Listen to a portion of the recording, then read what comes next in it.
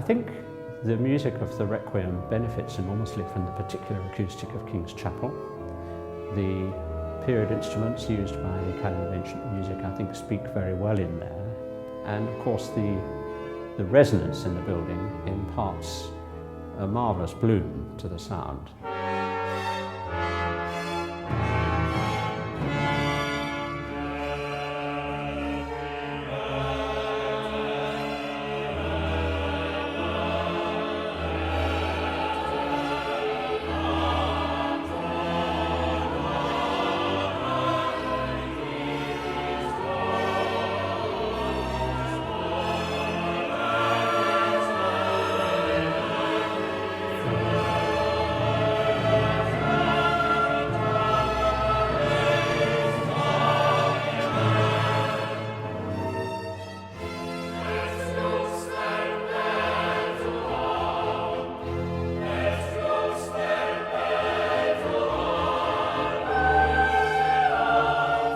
Mozart came to write the Requiem by invitation from a wealthy member of the aristocracy who wanted to claim the authorship of the Requiem for himself.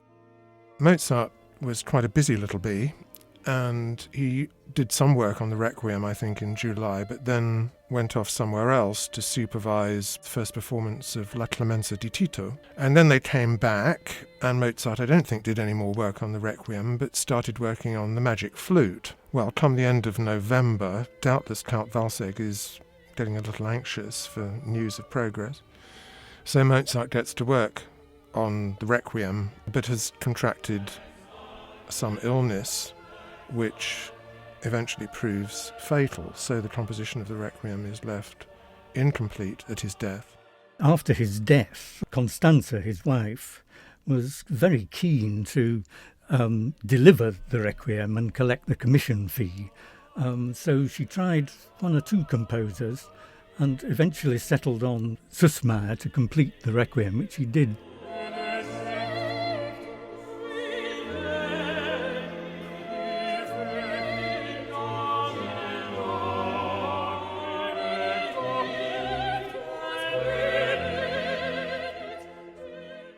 Then we have a second disc which has a commentary by the musicologist Cliff Eisen, who's one of the world's experts on Mozart, who describes the commissioning of the Requiem, the composition of it, the various completions that have been made, and the ways in which it's been received in the years since its composition.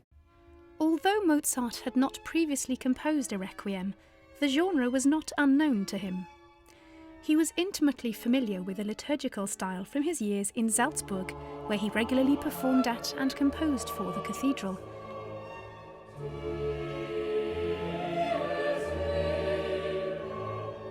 This new recording of the Mozart Requiem starts with the performance of the Mozart Sussmeyr version, and then we continue with some of the movements that have been reworked or recomposed, almost one might say, in the 20th century, including a rather interesting one by Michael Finnissy, in which he really gives us his own take on the Lacrimosa.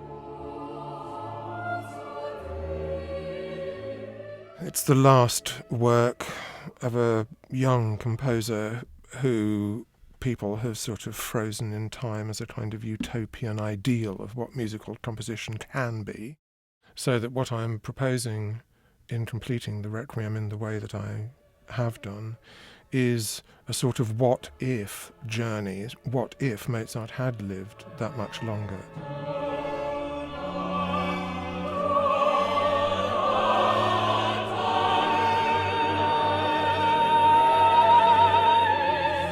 He wrote the first 8 bars of the Lacrimosa and then stopped. I chose to write it bringing it very, very gently forward from Mozart's period.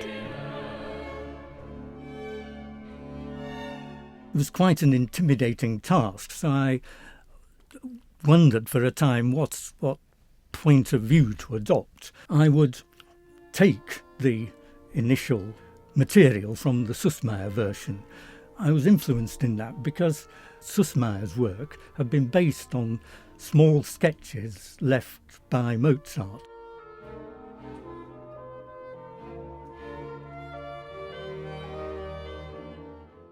So this 2-disc set attempts to present the piece as most people know it, but also to give a considerable amount of context and, I think, interesting historical detail about it.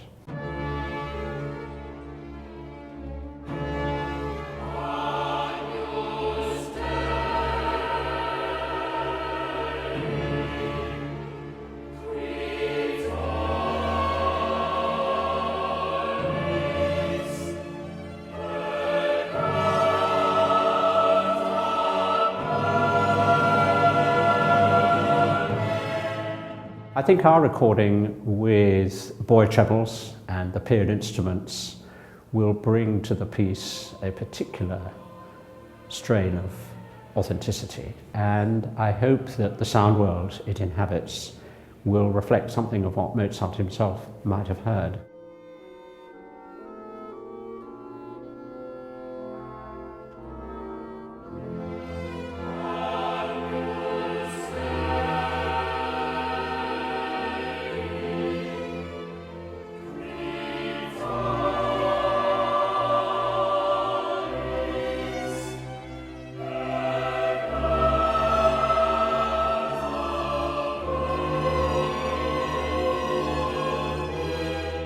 It's particularly special for me to have done this recording because I've known this work since I was a child and loved it very much. So to have the chance to record it and to express some of my own ideas and thoughts about it is just wonderful.